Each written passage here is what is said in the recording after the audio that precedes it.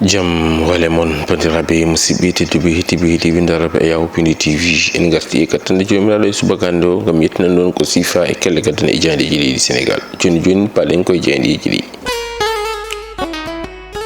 Talata jeegom lewru octobre hitande ujunnaje ɗiɗi e nogas e joyi ko sifa e kelle gaddana e jandeji leydi Sénégal eɗen puɗɗoro e jande guindiri nde Le Soleil holno ɓe mbaɗiri e gardidi natal ɓe mbitan ɗe koma uddita hande heɗɗo e lamol gongo Dakar ɗum koko yewiti e on ɗon forum d'invest en Sénégal 2025 holno ɓe mbaɗiri e gardidi natal mabɓe kamɓe musidɓe janiyankoɓe ko ɗum ji sababu ɓe mbi Dakar oɗo saaha kay ko kam jogi kala ko yewiti e den ɗon carte ko yewiti on ɗon haali ɗum ene tawe e jande guindiri nde Le Soleil holno musidɓe janiyankoɓe e mbaɗiri e jande l'évidence kañum arti ko e on mo ganduɗa kam woni jagoɗo kalfinaɗo ko yewiti e ñawoje Yacine Fall ɓe mbitan nde ko jaltal makko garwaniwal e nokkuji dumbirɗi ɗi kanko Yacine Fall holno ɓe mbaɗi ɓe mbi beele fayaka e ɗin ganduɗa kam woni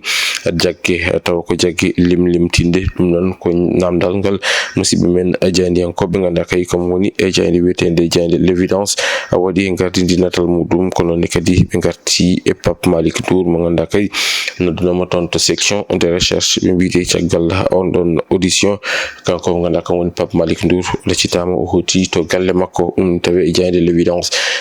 jande l'observateur kañum arti ko yala haali Madiambal Diagne ɓe mbitande wona ko e procédure ngam heftude ɗum ko ganduɗa kam woni ko jewiti e jeeyi mo ganduɗa kam woni Madiambal Diagne ɗum ine tawe e jande ganduɗa kay ko kam woni jande immeuble El Hadji Elimane Ndour nde kam musidɓe janiyankoɓe ɓe garti mo ganduɗa kam woni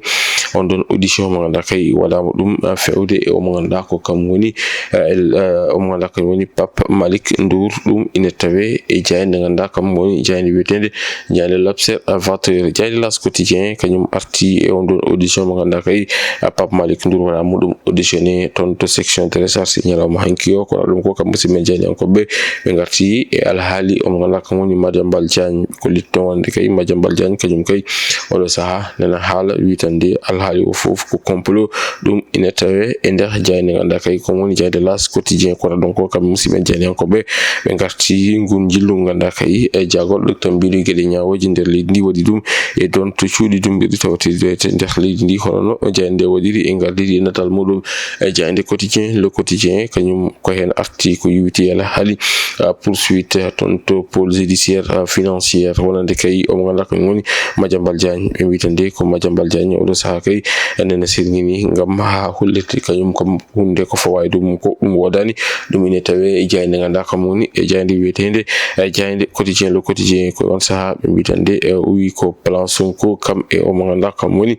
maître Clédor Ly bon o ngam ɓeydade nannudemo o holliti noon wonde kay kanko omo ganduɗa kam woni Madiambal Diagne hay gotol o meeɗa hebde koppareji ko miiɗi e ɗum toon to wiyete to trésor waɗa viré e compte makko ɗum ine tawe e nder jande ganduɗa kay ko kam woni jande quotidien Le Quotidien jande Sud Quotidien ko hen arti ɓe mbitande ko caggal on ɗon audition mo ganduɗa kay Pape Malick Ndour waɗama ɗum auditionné taw ko ɓe mo ganduɗa kadi goni e gendarme ɓe mbaɗi ɗum auditionné ɓe kollitino wonde kay omo ganduɗa kam woni goto e ko jikkinantoɓe mo omo ganduɗa kam woni maître El Hadji Diouf suuti konnguli ngam wadde e dénoncé ɗum ine tawe e jande Sud Quotidien jande Les Échos kañum ɓe garti ko ela haali omo ganduɗa kam woni Pape Malick Ndour e caggal on ɗon audition mo ganduɗa kay waɗama ɗum auditionné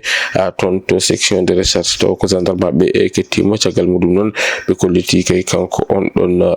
omo ganduɗa kam woni Pape Malick Ndour caggal nde woni e yaade toon kay ko diɗɗal avocat ji woni ko o yaadi ɗum ine tawe e nder jande nde ko ɗum sey sababu ɓe mbitande ko caggal nde o yaati e ngal ɗon diɗɗal avocat ji kanko Pape Malick Ndour heeɓi fartange heɓi ɗum ko wiyete ko liberté ɗum ine tawe e jande nde ko ɗum ko kam musidɓe men janiyankoɓe ɓe garti ala haali Madiambal Diagne mo ganduɗa kay nana fuɗɗi kañum nene laɓɓinde hoore muɗum ɗum ine tawe e nder jande wiyetende jande Les Échos jande Vox Populi Populi kanyum arti ko er hali on don holliti tande wonande kay caggal on don plainte mo ganda kay bité Pape Abdoulaye Touré hodi dum déposé contre kanko mo ganda kan woni Pape Malick Ndour holliti tande wonande kan comme Pape Malick Ndour o sa joni wodi révélé dum ko caggal ko yuti on don audition mo ganda kay gasi law dum ine tawe e jande ko adum ko ben musibe jani ko be garti e Madiambal Diagne honde be mbi Madiambal Diagne kanyum kay jogi siwoji mudum ndiyam kewdi nana lota hore mudum dum ine tawe e jande be mbi tande o mo ganda kan woni Madiambal Diagne o do sa wiide makko gedde fof ko dum complot apawadu e do makko dum ine tawe e jande Vox Populi jande la tribune kanyum arti ko yuti din don sepoji ganda kay badindo hitande ujunaji didi nogas go fay hitande ujunaji didi nogas e nayi be mbi tande ko hol kul wala hol jogido kene hula e dum ko yuti ko abrogation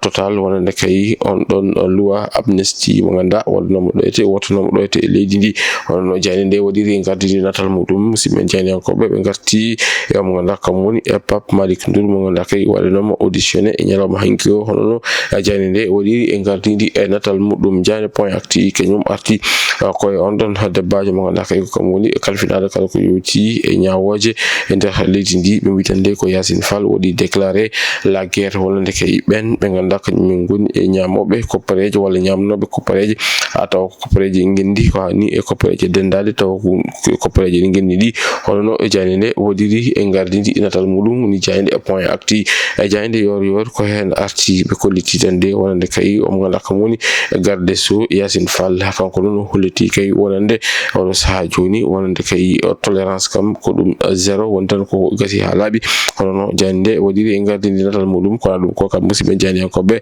ngarti on mo ganda kay ko kam woni Pape Malick Ndour ko caggal on don audition mo ganda kay wala no dum hono musibe jani ko be mbadiri ngardindi natal mudum jani cioftal ballinde jani point acti sport kanyum article e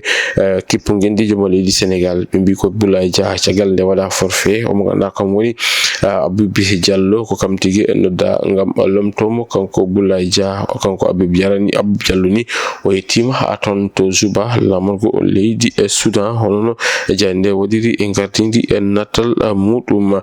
jande tribune sport kanyum arti ko e daftondiral kawgel windere be koliti wonande kay be ganda kanyum ngoni équipe mo leydi e Cap Vert o saha no woni e Pelé payodinde ngam bonde qualifié e on don coupe du monde be koliti non Cameroun o saha kanyum woni ko tajam berangu ko yuti on don qualification Égypte kanyum o saha joni ko tobbere wotel tan sohli ngam wada sécuriser on premier mudum place hono jande wodiri e ngardindi natal mudum be ngarti on don forfait mo ganda ka Boulaye Dia wada mudum kono non o mo ganda ka ngon Abib Diallo ko kam nodda ngam lamtade e Boulaye Dia musibe eti dubi hitibe ko dum won ko min kemno rubnade ko sifay kele gadani jandeji di Sénégal adi meden e rubindo jandeji wonata ko jango so ko no haji ndokondiran adi sanga waktuji sappoitati ton to halirde mo don na pindi radio dum ko yuti kabruji mo don demgal pular bimbi on woto jijjite wade abonné commenter kam e partager Allah jaramo